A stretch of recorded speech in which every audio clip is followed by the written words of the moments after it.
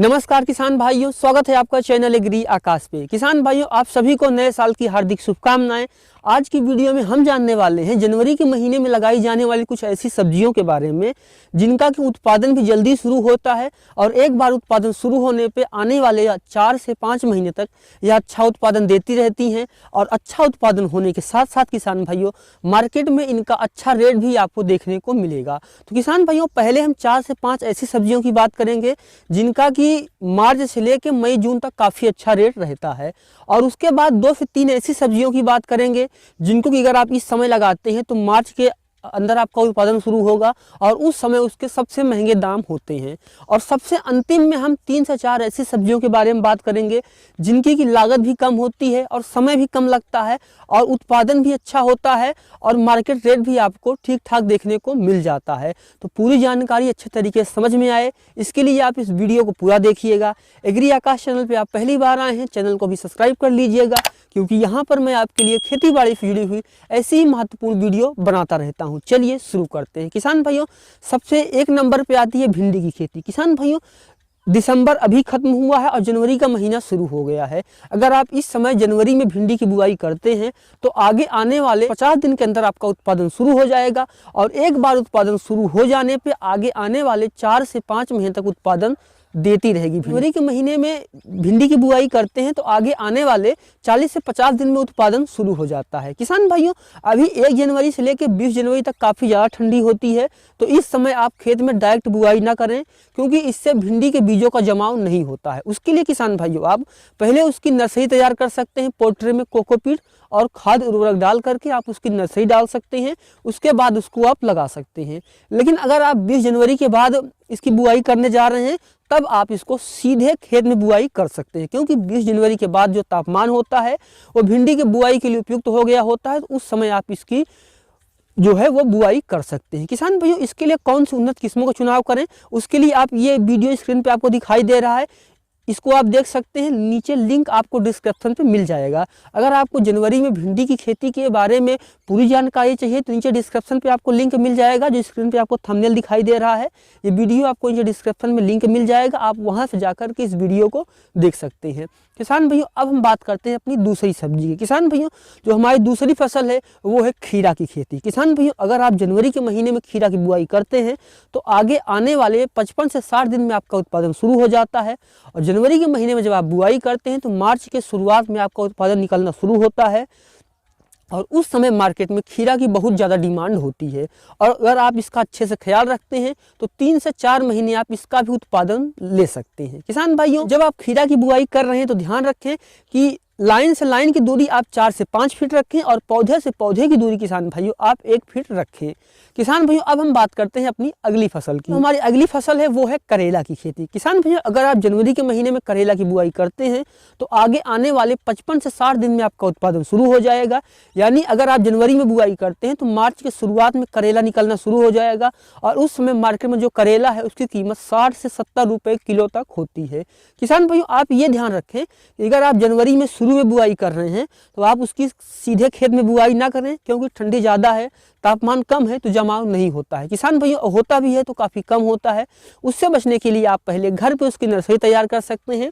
जैसे कि मैंने वीडियो के शुरू में कहा, पोल्ट्री में आप उसकी नर्सरी तैयार कर सकते हैं और उसके बाद किसान भाइयों आप उसकी खेत में ट्रांसप्लांट कर सकते हैं। भाइयों, खीरा, भिंडी और करेला, जो तीनों चीज़ें मैंने आपको बताई, इन तीनों फसलों के साथ किसान भाइयों आप धनिया की इंटरक्रॉपिंग कर सकते हैं, जिससे खरपतवार हटाने का खर्चा भी कम हो जाएगा और आप अच्छा उत्पादन भी ले पाएंगे। चलिए अब बात करते हैं अपनी अगली फसल। किसान भाइयों, हमारे चौथे नंबर जो हमारी फसल आती है वो है लौकी। किसान भाइयों, अगर आप जनवरी के महीने में लौकी की बुआई करते हैं तो आगे आने वाले 50 से 60 दिन में आपका उत्पादन शुरू हो जाता है और इस समय लौकी का भी काफ़ी अच्छा रेट होता है। लौकी के लिए कौन से उन्नत किस्मों का चुनाव करें, उसके लिए आप ये वीडियो देख सकते हैं। इस लिंक नीचे डिस्क्रिप्शन पे आपको मिल जाएगा, वहाँ से जा करके आप ये वीडियो देख सकते हैं।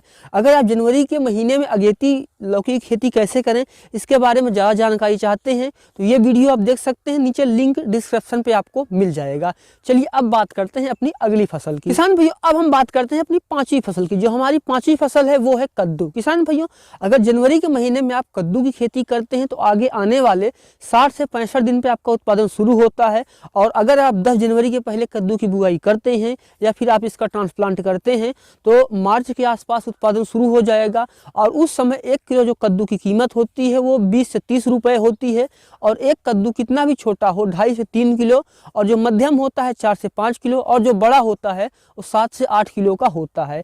और एक बार कद्दू की बुआई अगर आप करते हैं तो जब तक आपकी जो लताएं हैं वो फैलेंगी तब तक उसके बीच में आप चाहे पालक, धनिया या फिर कुछ ऐसी फसलें लगा सकते हैं जो कि 1 से 1.5 महीने के अंदर कट जाती हैं। ऐसी फसलों को लगा करके आप इसके साथ इंटरक्रॉपिंग कर सकते हैं और एक लागत में आप 2 मुनाफा कमा सकते हैं। अगर किसान भाइयों आप 15 से 20 जनवरी के पहले कद्दू की बुआई करने जा रहे हैं तब आप ध्यान रखें कि आप सीधे खेत में इसकी बुआई ना करें, क्योंकि जमाव जो है वो थोड़ा कम होता है।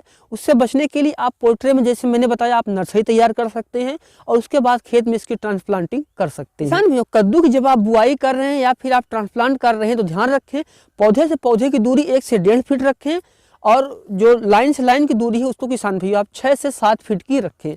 और अब हम बात करते हैं अपनी अगली फसल की। हमारी अगली फसल है वो है नेनुआ। नेनुआ को कहीं पे तोरी, कहीं पे अलग अलग जगह पे इसको अलग अलग नाम से जाना जाता है। अगर आप जनवरी के महीने में नेनुआ यानी तोरी की खेती करते हैं तो यह भी आगे आने वाले 50 से 60 दिन में इसका भी उत्पादन शुरू हो जाता है। और जब आपका जो ये नेनुआ है ये मार्च के पहले हफ्ते में निकलना शुरू हो जाएगा और उस समय मार्केट में इसकी काफ़ी अच्छा डिमांड होती है। अगर हम औसत रेट की बात करें तो 1 किलो की जो कीमत होती है वो 40 से 50 रुपये होती है।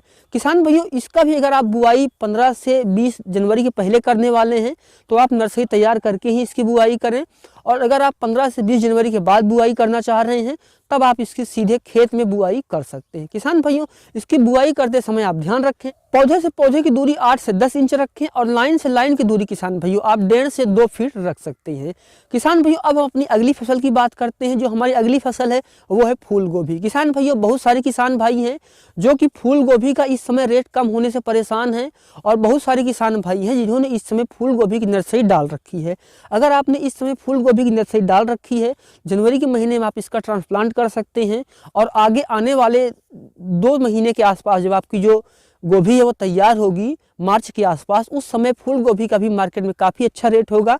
तो अगर आपने इसकी नर्सरी डाल रखी है तो आप इसको लगा सकते हैं, और अगर आपने इसकी नर्सरी नहीं डाल ली है तो जनवरी के महीने में आप इसकी नर्सरी भी डाल सकते हैं और फरवरी के महीने में आप इसको लगा सकते हैं। किसान भाइयों, हमारी जो अगली फसल है वो है पत्ता गोभी। किसान भाइयों, बहुत सारे किसान भाई हैं जनवरी के महीने में पत्ता गोभी लगाते हैं।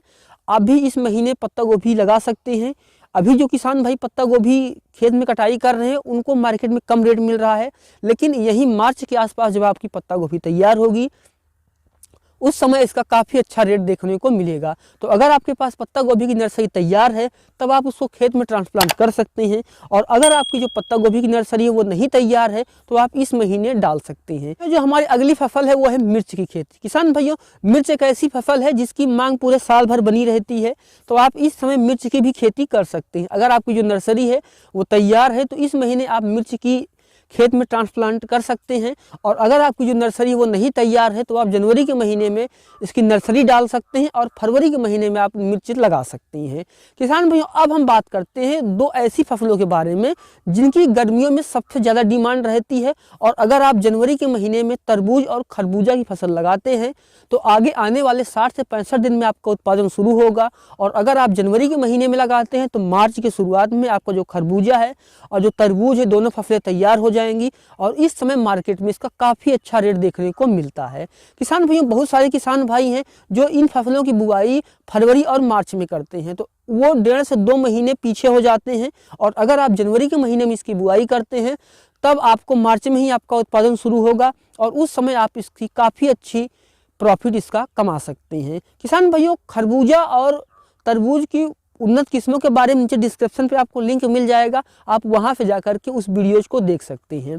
किसान भाइयों, और अब हम बात करते हैं वीडियो के आखिर में कुछ ऐसी फसलों की, जैसे मैंने वीडियो के शुरू में कहा था कि लागत भी कम है, समय भी कम है और उत्पादन भी अच्छा है और रेट भी आपको ठीक ठाक देखने को मिल जाएगा। किसान भाइयों, धनिया, मूली और पालक, ये तीनों एक ऐसी फसलें हैं जो कि मौसम इनके लिए काफ़ी अनुकूल है और लागत भी बहुत ही कम आती है। तो अगर आप एक किसान हैं जो कि अभी खेती की शुरुआत कर रहे हैं या आपके पास बजट कम है तो आप धनिया, मूली और पालक लगा सकते हैं।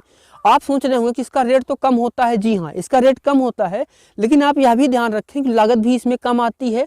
और जो तीनों फसलें हैं जो मैंने आपको काफ़ी फसलें वीडियो की शुरू में बताई, उन सारी फसलों के साथ आप इन फसलों की इंटरक्रॉपिंग कर सकते हैं। यानी जैसे आपने कद्दू, खीरा, ककड़ी, नेनुआ, लौकी कोई सी फसल लगाई, तो जो पौधा है या जिसका अगर आपने ट्रांसप्लांट किया या आपने बुआई की, उसको फैलाव करने में समय लगता है, तो उन बीच में आप मूली, पालक और धनिया लगा सकते हैं। और 30 से 35 दिन के अंदर ये तीनों फसलें कट जाती हैं। जब उनकी लताएं फैलने के लिए, विस्तार करने के लिए आगे बढ़ेंगी, तब आपकी जो ये फसलें हैं ये कट जाएंगी। तो इससे आपको एक अतिरिक्त मुनाफा भी देखने को मिलेगा और खरपतवार हटाने का भी आपका एक खर्चा कम हो जाएगा। तो उम्मीद करता हूँ कि ये वीडियो आपको काफ़ी अच्छा लगा होगा। अगर यह वीडियो आपको इंटरेस्टिंग लगा है तो वीडियो को लाइक कर दीजिए। एग्री आकाश चैनल पे आप पहली बार आए हैं, चैनल को भी सब्सक्राइब कर लीजिए। साथ में बगल बने घंटी के निशान को भी दबाइए, ताकि जब मैं कोई अगला वीडियो अपलोड करूं तो उसका नोटिफिकेशन आपको मिल सके। एक बार फिर से आप सभी को नव वर्ष की हार्दिक शुभकामनाएं।